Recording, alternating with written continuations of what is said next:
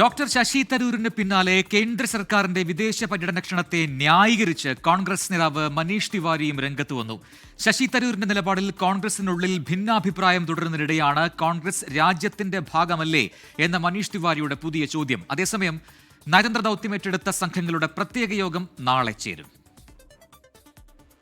Operation Sindoor വിശദീകരിക്കാനുള്ള എംപിമാരുടെ സംഘത്തിലേക്ക് തന്നെ ക്ഷണിച്ച വിവരം party അറിയിച്ചിരുന്നുവെന്നായിരുന്നു Sasi തരൂരിന്റെ കഴിഞ്ഞ ദിവസത്തെ പ്രതികരണം.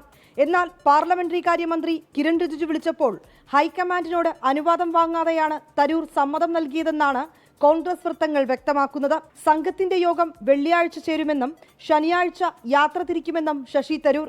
ഒടുവിലായിരിക്കും അമേരിക്ക സന്ദർശിക്കുക. Briefing for my delegation is going to be only on Friday. So honestly, I'm not going to say anything right now. We are going first to Georgetown, Guyana. We're going to Panama, Colombia, Brazil, and then finally to the US. പാർട്ടിയോട് അനുമതി വാങ്ങാതെയുള്ള ശശി തരൂരിന്റെ യാത്രയെ PJ Kurian വിമർശിച്ചു. ആ invitation കിട്ടിയപ്പോൾ അത് accept ചെയ്യുന്നതിന് മുമ്പേ ശശി തരൂരിൻ്റെ കടമയായിരുന്നു അത് കോൺഗ്രസ് പാർട്ടിയോട് ഇങ്ങനെ ഇൻവിറ്റേഷൻ കിട്ടിയിട്ടുണ്ട്, അക്സെപ്റ്റ് ചെയ്യാനുള്ള അനുവാദം വേണം എന്ന് പറയണം. കാരണം ശശി തരൂർ കോൺഗ്രസ് പാർട്ടിയുടെ MP ആണ്.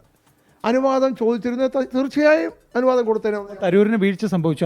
ആ കാര്യത്തിലാണ് വീഴ്ച സംഭവിച്ചത്. സർവകക്ഷി സംഘത്തിലേക്കുള്ള കേന്ദ്ര സർക്കാരിന്റെ ക്ഷണം സ്വീകരിച്ചതിനെ മനീഷ് തിവാരി ന്യായീകരിച്ചു. കോൺഗ്രസ് ഇന്ത്യയുടെ ഭാഗമല്ലേ എന്ന കിഷോർ കുമാറിന്റെ ഗാനം സമൂഹ മാധ്യമത്തിൽ പോസ്റ്റ് ചെയ്തായിരുന്നു വിശദീകരണം.